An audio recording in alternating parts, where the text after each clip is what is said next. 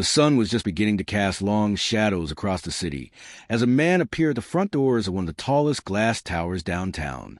His clothes were tattered and worn, the faint smell of the streets clinging to him like a second skin, his hands rough and calloused, carrying the weight of years most people never see. Nobody in the bustling crowd noticed him. He was just another face blending into the city's endless stream of hurried lives. But today, this man had a purpose, a secret heavy enough to shake the polished floors beneath him.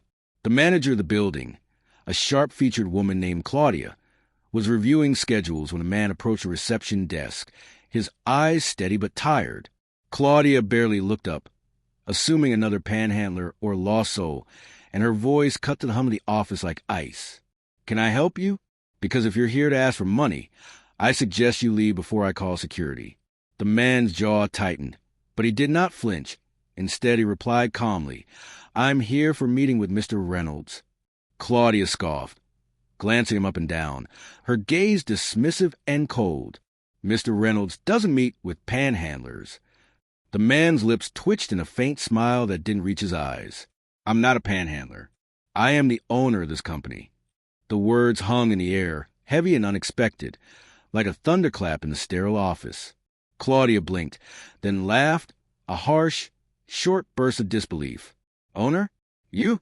You must be joking. There's no way someone who looks like you owns this building."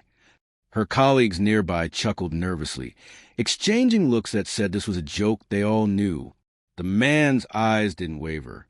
"Judge me all you want," he said quietly, "but my name is Samuel Reynolds, and I've been more involved with this company than anyone here. I was away for a while. Circumstances changed, but now I'm back." Claudia's face twisted in anger. "I don't have time for your games, homeless man. You're wasting my day." Samuel's voice lowered, steady and calm but with an unmistakable edge. "Insulting me won't make you the manager any more than it will make me disappear." The room fell silent. The tension was palpable, every eye fixed on the unfolding scene. Claudia's smile was gone. In its place was a flicker of fear and uncertainty. Samuel stepped forward, removing his worn coat to reveal a crisp, tailored suit underneath, pristine and sharp, a silent challenge to the assumptions layered over him. "Let me show you something." He pulled out a leather-bound portfolio and opened it with care.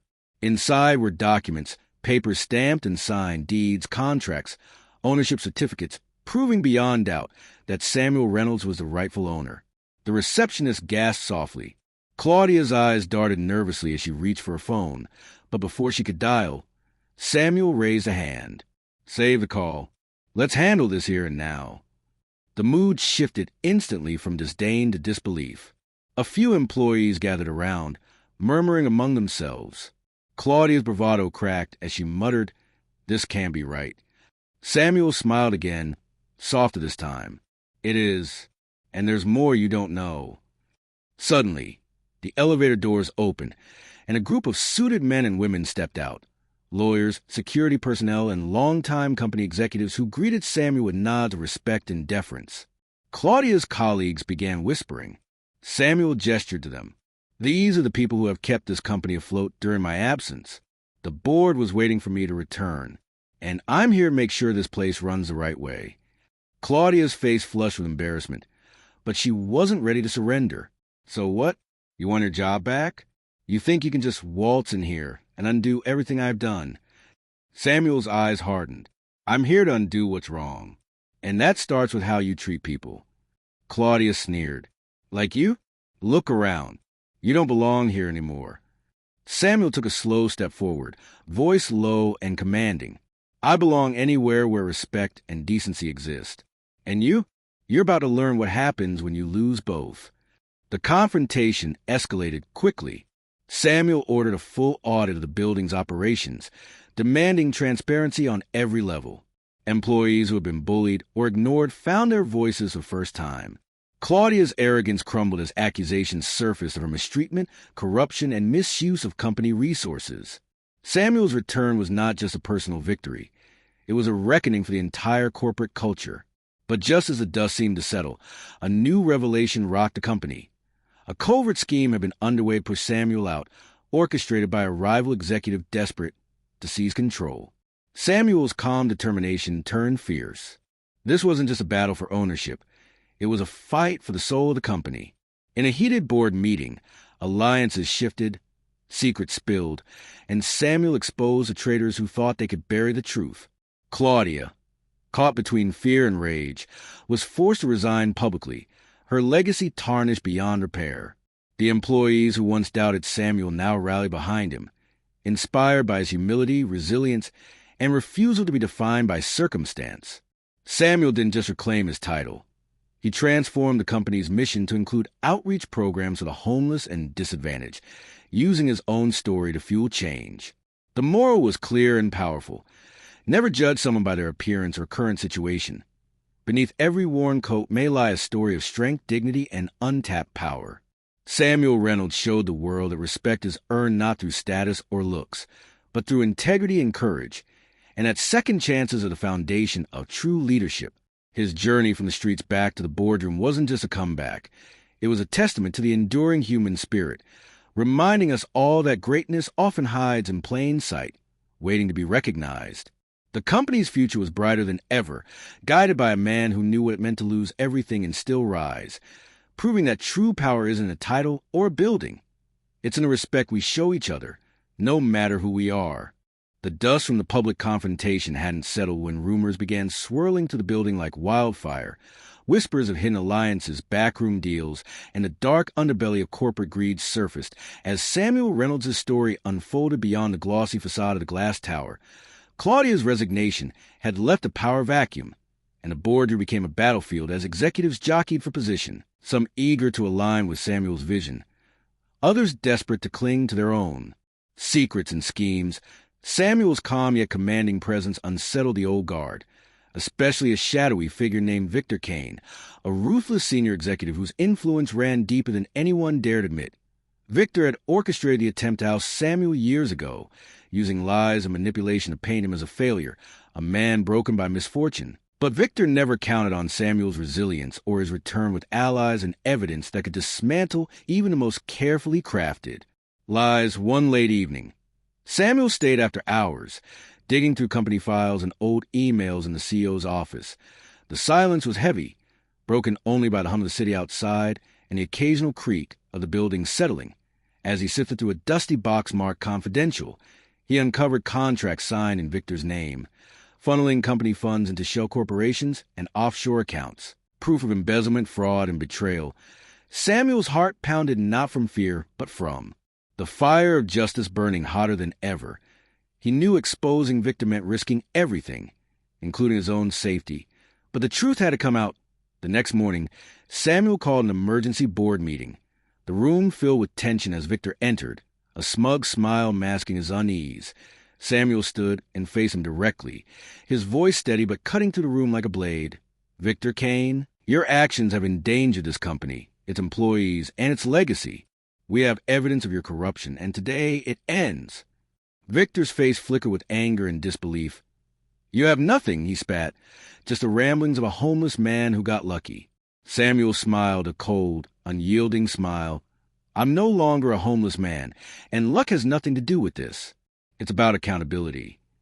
Samuel laid out the evidence. Documents, emails, bank transfers, all verified and irrefutable. The board members murmured, their loyalties wavering as Victor's empire crumbled under the weight of truth. Victor's arrogance melted into desperation. "You'll regret this," he warned, but Samuel's resolve only hardened. The confrontation escalated when Victor tried to call security to have Samuel removed, but the guards, now loyal to Samuel, refused, standing firm in silent solidarity. The scene turned. Explosive as Victor lunged to grab a file, only to be restrained by his own allies who had switched sides. The board voted unanimously to suspend Victor pending a full investigation. But the battle was far from over. Victor's threats spilled into the streets. Anonymous calls to Samuel's home. Suspicious cars parked near his mother's house. But Samuel refused to back down, each threat only steeling his determination to root out corruption. Meanwhile, Claudia, now stripped of her title and reputation, was exposed for complicity in Victor's schemes. Her public fall from grace became a cautionary tale whispered across corporate halls. Samuel launched initiatives to rebuild trust within the company. focusing on transparency, employee empowerment, and community outreach. His own story became a beacon for those marginalized and overlooked, inspiring hope and resilience. But just as the company began to heal, a devastating blow struck. An arson attempt at one of the company's major facilities. The fire destroyed critical records and jeopardized thousands of jobs.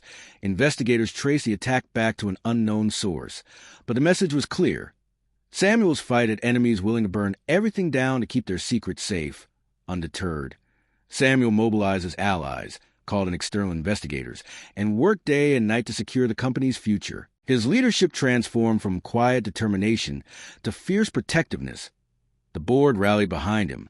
Employees found renewed purpose, and the community watched as a once-forgotten man led a corporate resurrection. The moral of Samuel's journey deepened with each challenge faced. True leadership requires courage not just to rise, but to protect what you believe in, to stand unwavering when the flames threaten to consume everything, and to show compassion even to those who once doubted you. Claudia's downfall, Victor's unmasking, and the fire's devastation became chapters in a larger story about justice, redemption, and the power of second chances. Samuel Reynolds' legacy was no longer just about owning a company. It was about owning the responsibility to change lives and reshape a system built on respect, integrity, and humanity. The final scene found Samuel standing on the rooftop of the rebuilt tower, looking out over the city that had once forgotten him, his eyes shining not with pride but with purpose, because he knew the fight for dignity and fairness was never truly over. It was just beginning anew. The company had changed, but the shadows lingered. Samuel Reynolds had won battles, but the war for his company's soul was far from over. Victor Kane's suspension was only the beginning. Behind closed doors, allies plotted to undermine Samuel's leadership. Whisper campaigns spread doubts about his past, and anonymous threats escalated, a chilling reminder that power was never given freely. Late one night, Samuel received a mysterious package left at the company's front desk, a USB drive and a note that simply read, "Truth is relative." Curious and cautious, he plugged the drive into his computer, revealing a trove of videos and emails implicating not only Victor but other board members in a web of deceit, embezzlement, and cover-ups that threatened to bring the entire corporation to its knees. The more Samuel watched, the clearer it became that corruption was systemic and deeply entrenched. But exposing it meant risking allies and enemies alike. The next morning, Samuel confronted the board in a meeting that felt more like a tribunal. His voice calm but resolute as he laid out the new evidence. The room was thick with tension, faces pale and eyes darting. No one wanted to admit the rot inside their ranks, but Samuel's determination was unyielding. As the board debated, Claudia made an unexpected return, not as a defeated foe, but as a witness. She had a deal to make, revealing more damning information about the conspirators in exchange for leniency. Her testimony ignited a firestorm of investigations, arrests, and resignations that sent shockwaves through the business world. The media descended like vultures, exposing the scandal in brutal headlines. But amidst the chaos, Samuel focused on rebuilding trust, launching transparency initiatives, and employee programs that put power back in the hands of those who had been silenced. Just as momentum seemed unstoppable, a major client pulled their accounts overnight, citing uncertainty. The loss threatened massive layoffs and financial collapse. Samuel's leadership was tested like never before, but instead of faltering, he held town hall meetings, spoke openly with employees, and appealed to the community's support. His honesty and vision reignited faith and loyalty. Yet the real test came when Samuel discovered that the arson attack had not been random but orchestrated by one of the board members desperate to salvage their own position. Confronting the traitor in a tense showdown, Samuel demanded an explanation. The confession was chilling. Greed, fear, and desperation had driven them to destroy everything rather than face accountability. Samuel's response was unexpected. He offered redemption, but only under strict conditions of cooperation and reform. This moment defined his leadership. Not vengeance, but restoration. As Samuel's company slowly rose from the ashes, his personal story became a beacon for those fighting prejudice and adversity. He launched a foundation to support homeless entrepreneurs, turning his own experience into a catalyst for change. The company culture shifted from cutthroat to compassionate, from silence to open dialogue, and Samuel himself became a mentor to young leaders, teaching that true power comes from humility and courage. The moral crystallized. no matter how deep the corruption, no matter the past shadows. A steadfast commitment to truth and respect can transform not only a company but a community. The once dismissed homeless man was now the architect of a new legacy, proving that dignity is not a condition of wealth or status, but a birthright everyone deserves.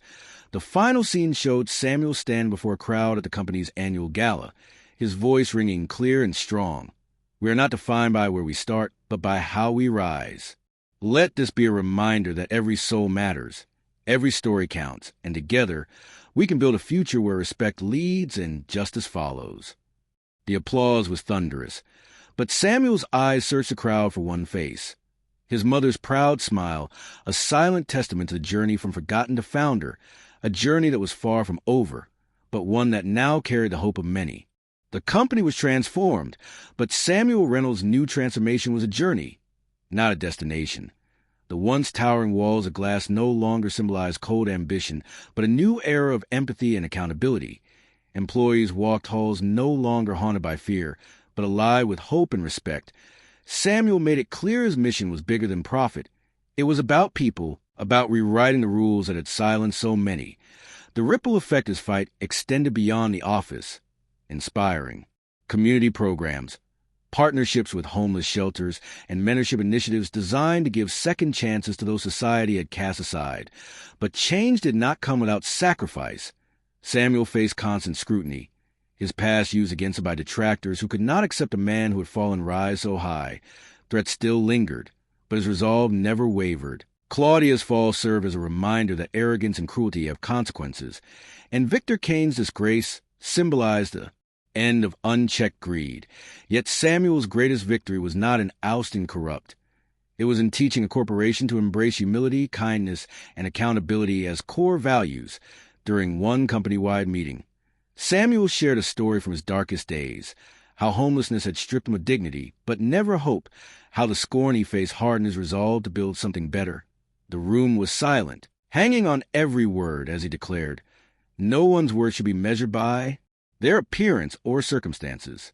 Every person here has a story, a struggle, and a strength that deserves respect." His words changed hearts, and as employees reflected, they began to see each other through new eyes. The more was etched into the company's fabric. Respect is not earned by titles or wealth, but given freely because every human being matters. Samuel's journey reminded the world that leaders are not just those who command, but those who uplift. That true power lies in compassion and courage, and that second chances are the foundation of a just society. Years later, Samuel stood in front of a new building bearing his name, a center dedicated to empowering the homeless and marginalized, a place where stories like his could begin anew. His mother stood beside him, tears glistening as she whispered, "You made it, son," Samuel smiled. "We all make it when we remember to see each other as human." The crowd erupted in applause, but Samuel's eyes remained humble, for he knew the journey was ongoing and the fight for dignity and justice must never cease. The final words echoed like a promise to every listener. Never judge a book by its cover. Behind every face is a story worth hearing, a soul worth respecting, and a life worth fighting for. When we choose empathy over prejudice, we all rise. And with that, Samuel Reynolds' story closed not on an end, but on a beginning, a call to action, a beacon of hope, and a testament to the unbreakable strength of the human spirit. If Samuel's story inspired you, please hit that like button and share this video with someone who needs to hear it. Subscribe now and turn on notifications so you never miss our next powerful story about courage, redemption, and standing up for what's right. Remember, everyone deserves respect no matter their story. Let's spread that message together. Thanks for watching.